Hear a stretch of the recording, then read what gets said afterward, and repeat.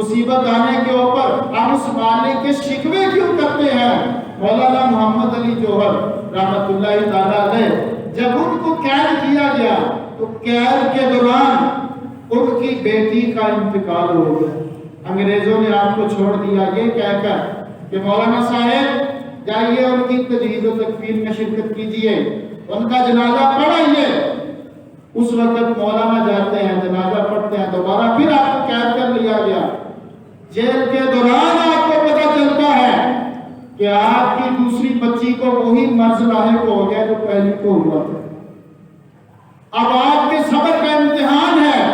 اندازہ کیجئے بیٹی بیٹے سے بھی زیادہ باپ کو عزیز ہوتی ہے، بلکہ کہنے والے یوں بھی کہتے ہیں جب ماں مر جاتی ہے تو اللہ تعالیٰ بیٹی کی صورت میں خدمت کرنے والی پیدا کر دیتا ہے۔ بیٹی ایسی خدمت کرتی ہے جیسے ماں اپنے بچے کی خدمت کرتی ہے۔ باپ کے ساتھ بیٹی کا وہ رشتہ ہے۔ اب اس باپ کی دوسری بیٹی مہلک مرض میں مبتلا ہے اور انہوں نے الفاظ کیا لکھے؟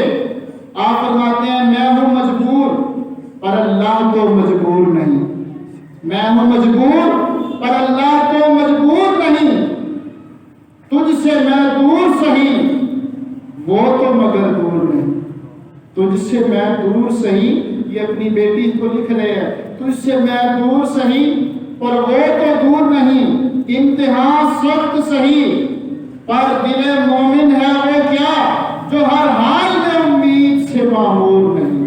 امتحان سخت ہے لیکن وہ مومن ہی کیسا مومن ہے جس کے دل میں اللہ کی رضا پر راضی رہنے کا ملکہ نہ ہو۔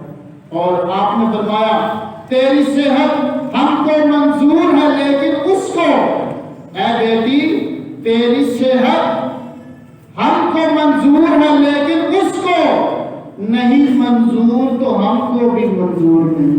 اگر اللہ تیری بیماری پر راضی ہے تو بیٹا میں بھی تیری بیماری پر اللہ کا شکوہ نہیں کر سکتا۔ یہ صبر ہے، یہ مصیبت کے اوپر، آزمائش کے اوپر اللہ کی رضا پر راضی رہنا ہے۔